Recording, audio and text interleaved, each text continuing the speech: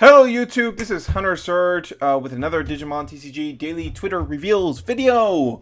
So today we have Wormmon and Stingmon. So we have a much bigger picture of the Imperial Digimon stuff. In fact, we have like the whole lines at this point. Basically just missing like the level 2s and whatever fire mode does.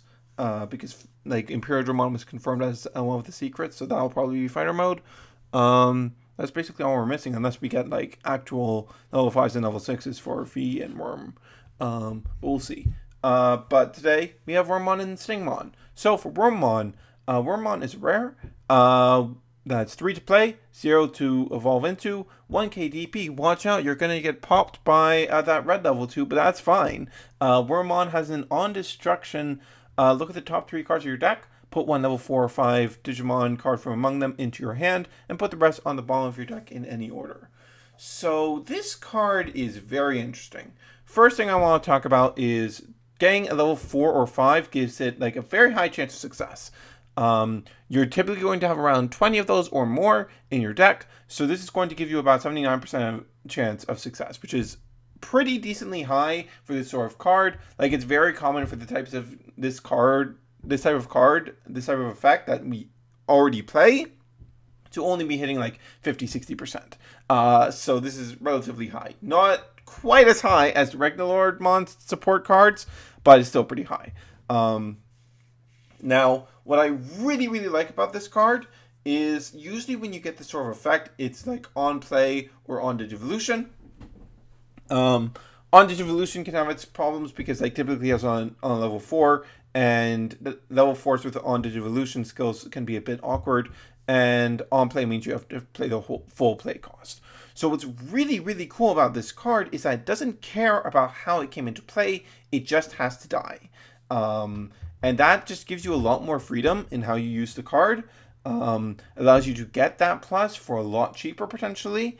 It's just really nice. And in green specifically, you have stuff like, okay, you can play this out with Agumon for free, and then it's Russin, and please attack into this. Please attack into this. You know you wanna just attack into it. Good wide swings, because it's also helping you. It's also going to just give you a card back a lot of the time. Yeah, I like it a lot. I like this card quite a bit. And right now I think it should be relatively easy to find space for a card like this. Maybe with a bit of competition from Terriermon, that might make space a bit tight, but it's a solid card, I think. It's a very solid card. Agumon makes it really solid. Agumon is such a good card. Like, it improves every green level 3 so much.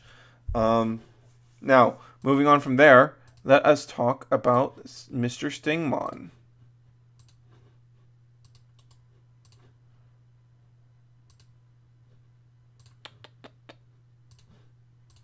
Alright, Mr. Stingmon has his effect off the screen right now, so let's fix that real quick.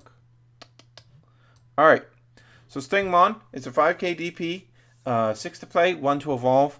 So this is another 1 to play, 1 cost to evolve, green, level 4. If you really wanted to, you could now have a level 4 lineup that is all like 3 different level 4s, which is the typical size of a level 4 lineup, that is all just 1 to evolve. Green has blockers in levels other than 4, so you could like decently viably do that. So its evolution source ability is that once per turn, when the Digimon it's a source of destroys an opponent's Digimon in battle, you get memory +1. This is just a cool Mon's effect. So when it comes down to this card, I feel that in general, for most decks, Kabutarimon's extra DP is going to end up being more useful. Extra DP is just good for not being blown up by security Digimon, being able to kill threats, stuff like that. Extra DP can just be very valuable. This sort of specific timing memory gain effect is a bit harder to make useful. A bit harder.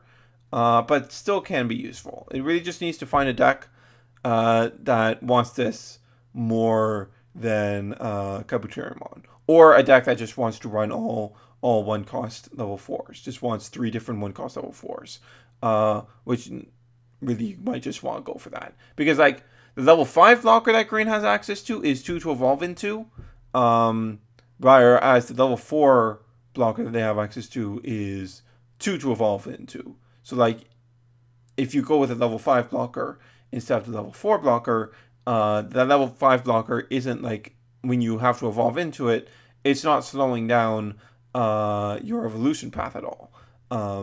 So that's something that you might want to consider. I honestly actually could really see this seeing play as just like a third one cost, and just going for the level 5 blockers. Could definitely see that happening. Now, the most important thing with this is that this does not change what color you'll want to be playing Imperiodramon in, because these don't really support Imperiodramon that much.